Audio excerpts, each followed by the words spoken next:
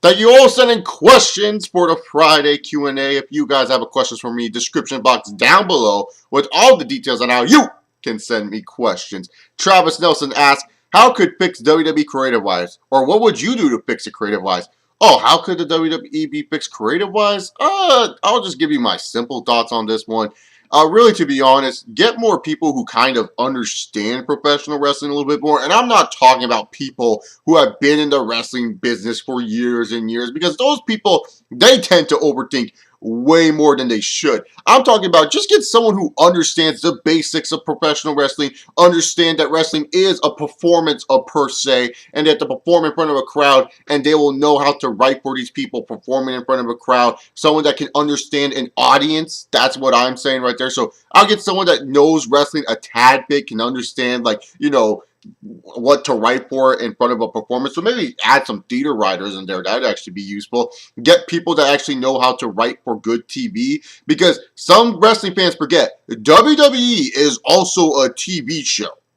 And I understand some wrestling fans, they like the, in-ring action, and that's what draws them into wrestling. But keep in mind, you also have to get other people involved in wrestling. What made the Attitude Era so interesting? It was that anyone could watch wrestling, and it was just crazy, fun, zany stuff, and you didn't have to think during it. You just didn't have to think during it. It was very compelling television. That's why also people watched wrestling back in the day. It wasn't just because, oh, these guys had a great fucking 5-star match. No, it was great, compelling television. So find some TV writers that are not soap opera writers, but find some legit TV writers to help produce these shows, produce these episodes, get the most out of these superstars when cutting promos. Another thing that I would suggest is Stone Cold talks about it all the time, and I completely agree with him. These guys need to have bullet points. The guys and girls nowadays in the WWE need bullet points. I think it's dumb that they have to read this long-ass script and they have to write these scripted-ass promos. I'm pretty sure the guys in the top, they write their own crap. But when it comes down to it, I really think bullet points is the way to go for WWE. Not this long-ass promo. Teach these kids how to cut promos under bullet point format and let them be themselves a little bit more. So those are just ideas that pop in my head. Snowdrop asks, what if WWE gave Ryback a pimp gimmick and changed his catchphrase to "Give me horse"? Uh, I guess I wouldn't be a fan of it, because I kind of like what Ryback is now, kind of that he's supposed to be like a Terminator type character. So I like Ryback now. I don't think we should change Ryback's gimmick. I mean, the Ryback gimmick is good as it is, and plus you would have to change his name if he was Pimp Ryback. He can't just be called Ryback. Like, what kind of pimp do you know is named Ryback? I mean, it's a good idea, but not for my boy Ryback. Diamond and Spoon asks, when did you first hear about the Benoit tragedy? I don't know if you're asking about his death per se, or if like when I heard about the murder-suicide thing. I'm guessing you're saying the murder-suicide thing because you said tragedy and not death. I first heard about the tragedy literally like waking up in the morning. Like the day after his death, I remember I woke up and my grandma was watching ABC News. She always watched ABC News. And they were talking about Chris Benoit. And so I sat down and I was kind of interested because, I just heard that he died and his 2 family members died. That's all I knew about the story at the time, and it crushed me. But it crushed me even more, when I was hearing more and more how Benoit could have been the murderer. And I was saying to myself, no, not Chris Benoit. Chris Benoit would never do this shit. And I remember just keep going on these websites, and just like reading more and more about the Benoit news, keep refreshing, and it was just pretty much clear cut and day that Benoit was the murderer, and it crushed me, man. It was like one of the saddest things ever, because one of my favorite wrestlers was like a fucking murderer, scumbag piece of shit, killed his wife and killed his kid. I lost all respect for Benoit after that. The Hard Knocks DVD that he had, I grabbed that Hard Knocks DVD and I grabbed all my Benoit shirts and I threw it in the trash. I'm being dead serious here. I know people will be like, that's a waste of money and shit like that, but I don't give a fuck. I didn't want to be associated with this dude who murdered his damn family. And I was pissed off at the time, and I was very emotional, and I was a teenager. So, yeah, that's what I did. That's what happened. I was just really crushed. And really, I don't like talking about Chris Benoit all that much. I just don't. The dude did what he did. He's a piece of shit to me. So, yeah. Tommy Wiseau asks, since we have Garbage Man Eric Rowan and Bray Dizzle, What would you work for Luke Harper? What would work for Luke Harper? What would be his, like, stupid gimmick? Trailer Trash Luke.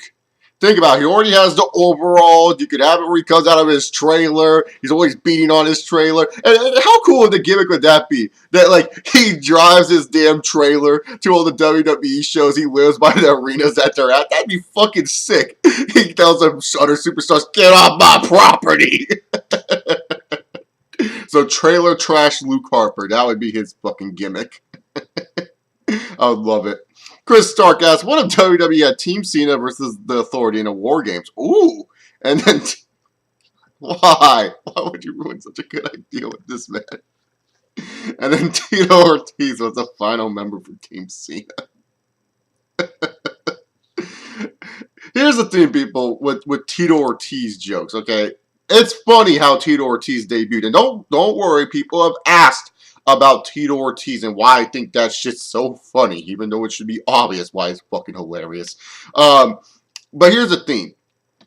Chris, you can't put something awesome with something shitty like Tito Ortiz's debut. Okay, do you understand that? You're saying Team Cena and the Authority inside of a War Games match. A match we have never seen in the WWE that many WWE fans, which WWE brought from the old WCW. You are saying, let's put this feud in a War Games match. That is awesome. And now you are trying to ruin it with a piece of shit that is known as Tito Ortiz's debut. You can't do that with the Tito Ortiz jokes. See, Tito Ortiz jokes work. What if Tito Ortiz came out for the Royal Rumble? Or what if somehow, some way, he was the final member announced on Monday Night Raw?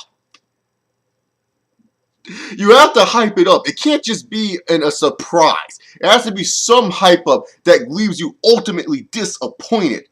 So I understand. People like that I laugh about Tito Ortiz's, debut and everything. And I find it fucking hilarious. But you cannot force Tito Ortiz jokes. Tito Ortiz jokes work naturally and physically with funniness, as I will explain because I got a couple questions of people asking me why I think that situation is so funny. The Chase Allen asked, if you were a wrestler, what would your ring name be and what kind of finisher would you also have? Okay, so if I was a wrestler, my name would be Chase Diamond.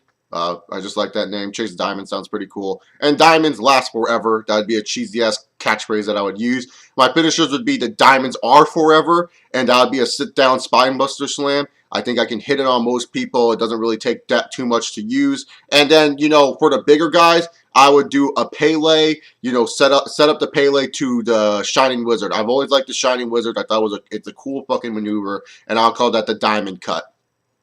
Diamond Cutter. No, DDP calls that Diamond Cut, Diamond's Edge. I don't know. I'll think of a name for it. So that would be my gimmick. And Chase Diamond's gimmick, it can work heel or babyface. I could be the babyface that everyone just gets behind because I'm smaller than most wrestlers because I'm only 5'8" in real life. So I'm smaller than most wrestlers. Everyone's like, yeah, go Chase Diamond. I'll become that babyface and, everyone will love me. Or I could be this arrogant heel where it's just like, I think I own the world and that everything belongs to me. I mean, I am the richest diamond of them all and all that other crap. So that would be my idea of a professional wrestler. Waluigi asks, which current wrestler could pull off the brony gimmick? Fuck, man. I don't know if there's anyone on the roster right now that I can think of for WWE that could pull it off. TNA? Oh, fucking give Jesse Goddard that gimmick. That would work perfectly.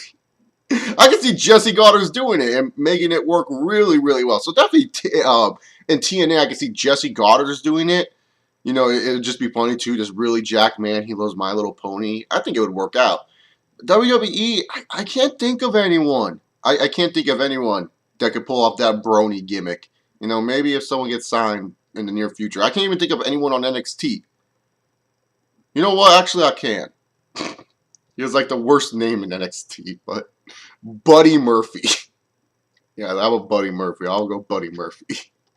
That's such a terrible name. I mean, the dude's talented. I'll give him that, but such a terrible name. Change it up. Buddy Murphy. Like, what the fuck?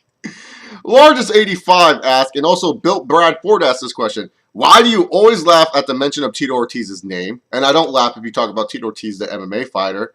And Bill Bradford asked, why do you think the Tito Ortiz thing is so funny? Alright, here's the explanation of why Tito Ortiz's TNA debut is fucking hilarious. And if you don't find it hilarious after my reasoning, then get a sense of fucking humor. Because this is dumb shit in professional wrestling. This was one of the most dumbest things I've ever seen. And it was hilarious seeing how it was executed. So let's start going back to when TNA was teasing August 1st. August 1st was this huge fucking event that TNA was shoving down our throats. They were trying to tease us that it may be a new superstar coming under TNA. And honestly, they did a great fucking job hyping up August 1st. They did a really good job. Those video packages that they did for him, you know, like those shoot style promos, especially because everyone's like, oh, it's Batista, it's this guy, and the guy would just shoot it down and the voiceover, and you were just like, man, who could it be? And so we get to August 1st. It's the ending of the fucking show.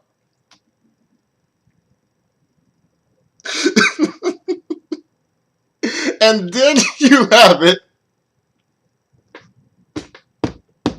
After all this hype, all this build-up, you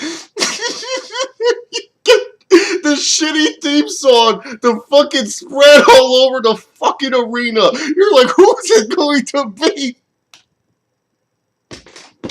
And then you have it. Fuck. You have it where Tito Ortiz comes out. An MMA fighter past his fucking prime, who is not even relevant anymore, coming out, and no one gave a shit. Not even a puppy came out to no reaction.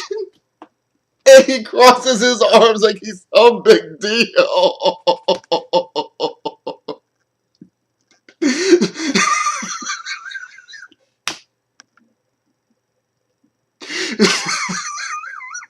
That's why it's so funny. No one cared. The execution was terrible. And ultimately, you knew he was going to join the Aces and Eights.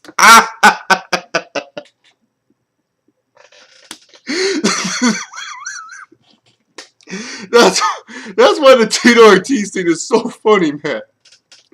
It's because all this hype up, all this build up, all this anticipation of what August 1st can be. I mean, motherfuckers thought August 1st would be Dave Batista, Goldberg, anyone in the professional wrestling business to help spike some interest in some TNA. And what do we get instead? We get motherfucking Tito Ortiz crossing his fucking arms in the middle of the impact zone with no one giving a shit.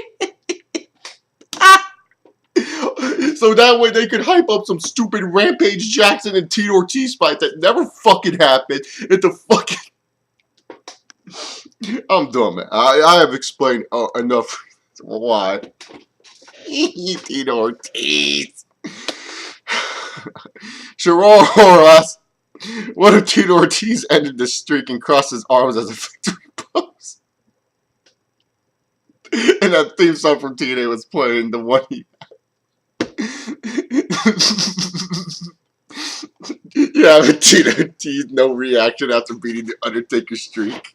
I would hate it, but just for Tito Ortiz crossing his arms, it'd be fucking funny.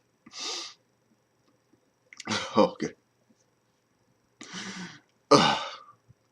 Redwood316 asks, did you think Batman The Dark Knight Rises told a better story than the WWE of how Hero has to overcome the villain? Oh yeah. Dark Knight Rises told a great story of how heroes should overcome the villains. That's why, you know, a lot of people kind of use that as their, you know, especially like I've known a lot of wrestling shooters like Schleg that uses it a lot. I think the Lexman used it once or twice, but like, you know, some wrestling fans like myself, they also use that, you know, Dark Knight Rises example because it's a perfect example of what a hero should do to overcome a villain. So yeah, Dark Knight Rises, not only is it good movie to watch, but it's also a really good example of great storytelling of how a hero should overcome a fucking villain. So of course, yes, they told better stories of that than the WWE. Carson Lopez asked, what if Eddie Guerrero was never dead and was all work to have him come back from the dead at Survivor Series 2005 as the dead man with the Undertaker? What? Oh, God. Uh, um, yeah, that would be weird. Dead Man Eddie? Yeah, I don't know. I'm not really that big of a fan on it. Gochi Man asks, besides Dean Ambrose, do you think most of WWE's current babyfaces suck? Yeah. It's like the only babyfaces I like are like Ambrose and Reigns. And I only like Reigns really because he's a fresh new guy. You know, there's nothing else I like about him. But I like his spear. I like his look. Ryback is a good babyface, if booked correctly. Yeah, you know, WWE really needs to do a good job on their babyfaces. Hell, they're even ruining Dean Ambrose right now. I mean, Dean Ambrose is all his momentum that this guy had, man. It's slowly fading away. They're not using him as much as they did. Told people this Bray Wyatt feud wouldn't help, but no, he'd be awesome just for the promos. Who gives a shit? They're not ready to feud with each other. That's just a fact. Mark Gochi asks, do you wish something controversial would happen in wrestling today to get people buzzing again? Oh, yeah. I hope a screw job happens again soon, man. I want something crazy to fucking happen. You know, a good type of crazy. Not fucking bad crazy like someone dying. But I'm talking about something controversial behind the scenes that helps the business, man. I want something like that again. Like the screw job, like I'm talking about. I want something controversial like that where people are like, holy shit, did you see that ending to that pay-per-view? Did you hear what the WWE did? Like, apparently they screwed some guy out of their title and stuff. Like, oh, isn't it a storyline? No, this was legit because then the dude afterwards went and punched Big Man right on the face on TV, and that shit looked real as hell because like security had to separate him and shit. That didn't look fake at all. So we're like, oh yeah, that'd be fucking sick. I won't know who you would have to get involved for that. But I would love if something good controversial happened in the WWE again. Something that could make great compelling television again. So yeah, I'm not talking about bad controversial like someone dying while wrestling or something like that. Like that would be terrible. I'm talking about like good controversial like the screw job good. Yeah, depending on how you look at it. Some people hate the screw job. Joe Juicy asks, how do you know what WWE is racist against black wrestlers? To me, WWE was racist than all black wrestlers and they wouldn't even win the IC and US title. Oh, how do I know WWE's racist to all black wrestlers? Okay, so what? You win the IC and US title. What the fuck did you? You win the mid-card belt that doesn't even raise your own pay. Okay, please name me one black wrestler that didn't have any stereotype gimmick to him. And everyone's going to be like, The Rock, Chase? No, The Rock doesn't even say he's fucking black. He claims he's Samoan. So don't use The Rock as an example as a black wrestler that didn't have no stereotype gimmick to them. Every black wrestler that has ever entered the WWE has some stupid-ass, stereotypical black racist gimmick. Yeah, they win the IC and US title. Whoop, they fucking do. That doesn't raise your pay whatsoever winning that fucking belt. That just shows you're a workhorse and they will freaking put the belt on you to put on a good match or two. Doesn't mean shit. Well, Booker T, Chase, and Mark Henry won the World Heavyweight title. Yeah, on SmackDown, the B show. The show no one cares about. The show that doesn't get as much viewers as Monday Night Raw. Do we need to keep on arguing how they will never give a black guy that WWE championship? They will never let a black guy be the face of the WWE? Please name me one black superstar they put as the face of the fucking company. Please name me. Who? Who is the black guy that was the face of the WWE ever? Not The Rock. He's Samoan. He doesn't even recognize his black heritage. Just saying. They're racist towards black because they cannot find a way just to take a black individual to be a normal character on television. Seriously, all these black athletes. Look at what the NFL's dominated by. Black people. NBA. Black people. WWE is like NASCAR. It's all dominated by white people. White people get to be normal gimmicks. They're not stereotypes. Not at all. They're just normal-ass people. But black people, they have to be all fucking stereotypical generic gimmicks. I mean, look at Kofi Kingston. Oh, I'm a Jamaican. Look at Xavier Woods. He came out jiving and dancing. Look at Big E. He came out like ghetto blasting some shit and they were making him some stupid black bodyguard. Like you would see in most movies. Like, oh yeah, we need a black bodyguard for Dolph Ziggler. Why? You could have chosen a white guy. No, we need this black guy. We see it in movies all the time. Yeah, I'm just saying. I can name more. Oh, Shelton Benjamin. Oh, let's talk about Shelton Benjamin. He's just a black athlete. Nothing more to Shelton Benjamin's character, but he's athletic. Well, what about Shelton Benjamin? Oh, you know what? Let's make him the gold standard. Ain't no stopping me now. Bling bling, motherfuckers. Oh, Elijah Burke?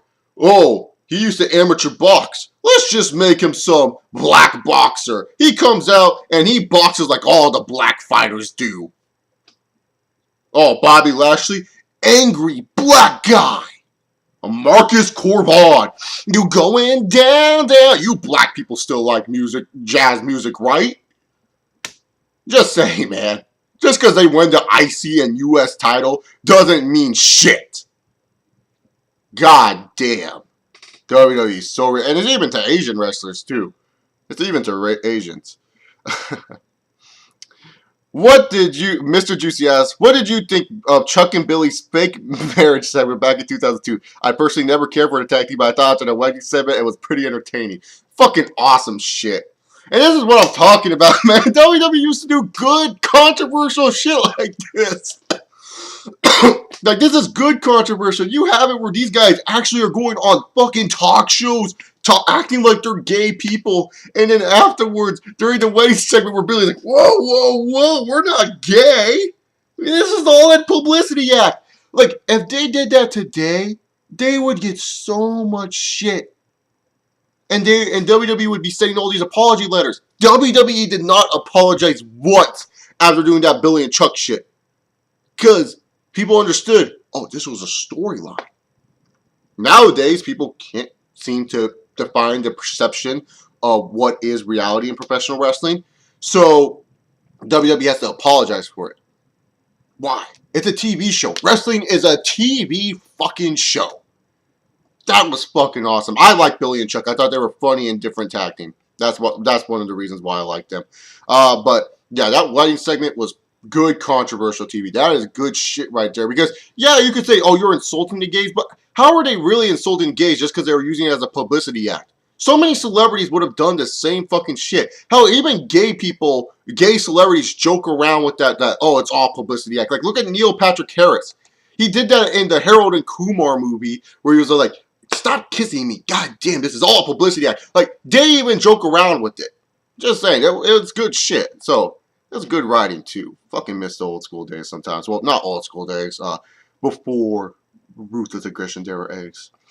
Jake Loomis asked, which death of professional wrestling was more tragic? Chris Benoit's death or Owen Hart's?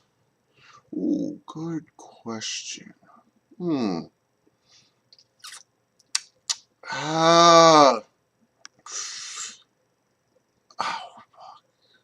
This is hard, man, because I'm trying to think. See, Benoit's exposed the business a lot more and really, really changed WWE for the worse. It really, really did.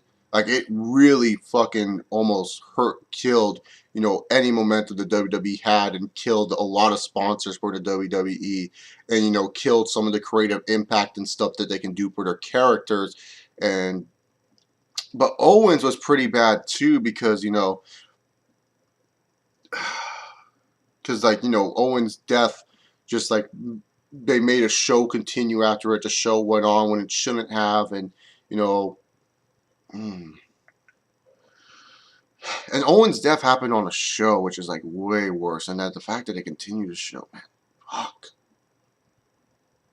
Both deaths were terrible, but I would say Benoit's tragedy because it put a terrible light on professional wrestling, which already had a terrible light on it. Like, professional wrestling always had some terrible light put on it, but Benoit made that get so much more exposed. You think about all the documentaries after Benoit's death about suicide in professional wrestling, steroids in professional wrestling. You think of just all the shit that happened after Benoit died and how much more terrible the WWE/WWF looked right after that. I mean, the WWF looked bad after Owens' death, and they went into court with the Hart family and all that.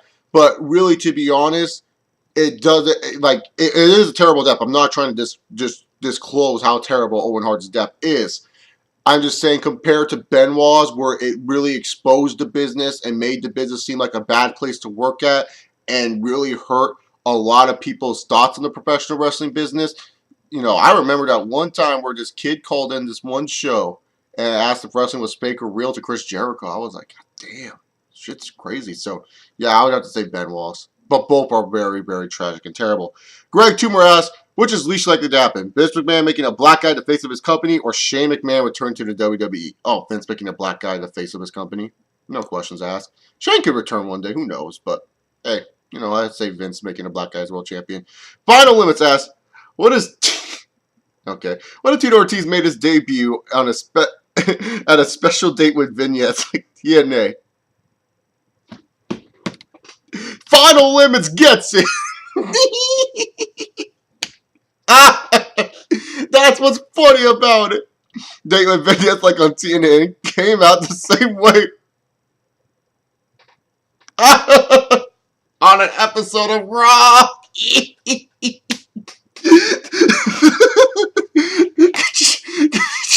you imagine? John Cena's in the middle of the ring. This is a fucking match. Like, Attitude's adjusting all those guys, right? And all of a sudden, the lights go out in the arena, and shitty fucking music plays. Cena looks on the time shot, and then all of a sudden...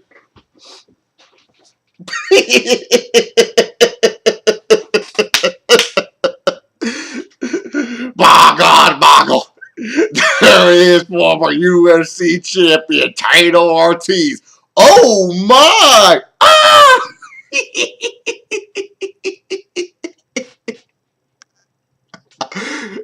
Oh, God. That'd be funny.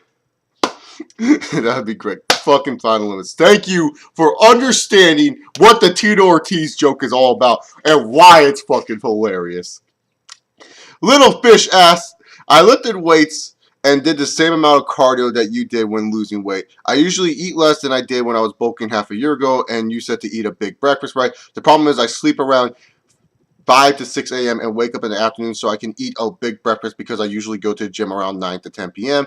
And some days at 5 or 6, and when I get home, I eat dinner, and I do 10 and get home at 11:30 p.m. I eat my dinner and drink a glass of milk before bed so I don't sleep hungry, and I only eat when I'm really hungry, and I...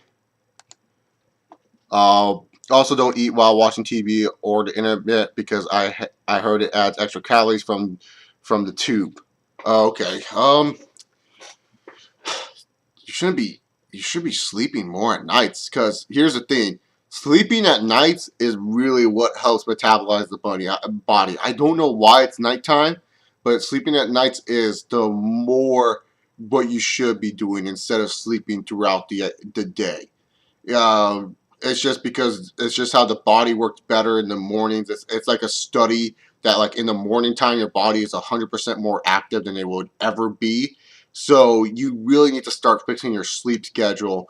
And also, you can't be eating like really, really late, man. You really cannot be eating that late. 9 to 10, 11, that's really bad for the body. I understand that you say you sleep through the afternoons, but you got to fix your sleep schedule first before you want to lose weight. That's my tip to you, because trust me, trust me, man. You think that it's working for you. I mean, bulking up and losing weight is totally different stories.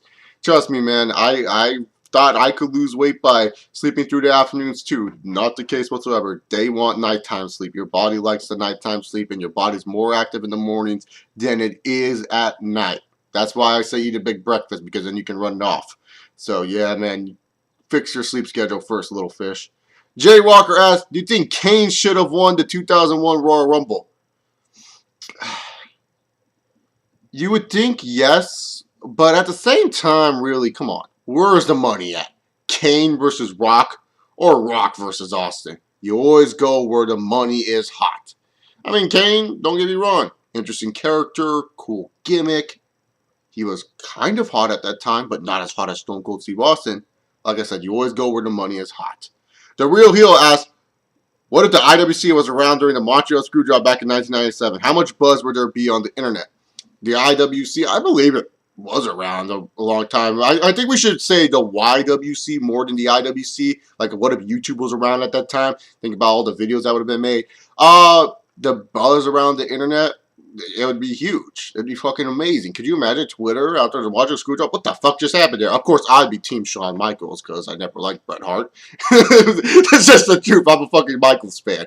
Yeah, I know. A lot of people are surprised I'm a Shawn Michaels fan. Believe it or not, I liked HBK. But, yeah, I'd be on Team Shawn Michaels. I'd be defending it, saying, hey, all that matters is that he won the WWF title. Let's just be real here. So, but...